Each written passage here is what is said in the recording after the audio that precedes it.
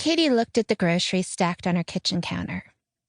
Green beans, cream of mushroom soup, and dried onions for green bean casserole? Check. 5-pound bag of potatoes, milk, butter, and cream cheese for mashed potatoes? Check. 4 cans of cranberry sauce, 2 for her for later? Check. Turkey thawing in the fridge? Check. Box of store-bought stuffing because cooking and chopping up gizzards was one step more than she cared to take? Check. 3 jars of gravy? Check. All she had to do now was put the refrigerated parts away until morning, and then cook it all once she'd walked her pup, Rue. No negotiating, that one. Rue was walked first every morning and walked long enough to be happy to come home to an apartment, rain, wind, shine, and holidays included. That should still leave her 5 hours to get everything else ready, which should be possible.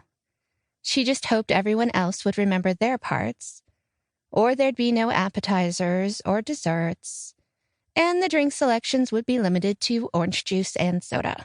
No matter what, though, they'd have the core of a Thanksgiving meal, and that's what counted. Her phone rang, and she tensed. It was after 9. She'd already talked to her mom for the day. No one should be calling. Not unless it was bad news. Tucking her long brown bangs behind her ears, she grabbed the phone and glanced at the screen. It was her brother, John.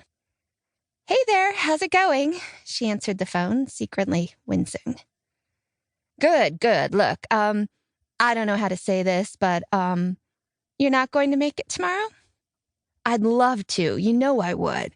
But there's this project at work, and we didn't get enough done before the holiday to make the deadline, and I'm up for a promotion next month, and I'll make it up to you, sis, I promise. Right, just like he had the last 10 times he'd put work ahead of family.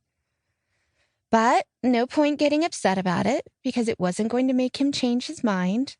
Her brother was a good guy, just a workaholic who found family events emotionally stressful, so tried to avoid them as much as possible.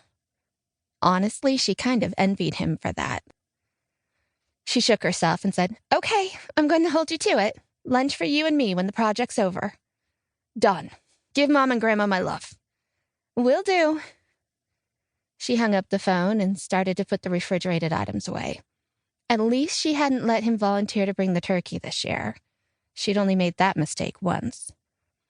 And he'd called the night before, not the morning of. So, in the grand scheme of things, not so bad, really.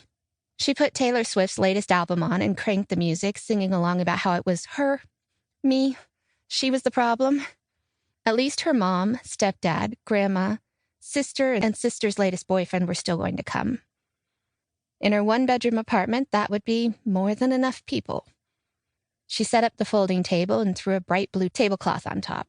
She decided she really didn't care about matching the season this year. She wanted pretty and bright for her new place. It was the first time any of her family was going to see it, after all.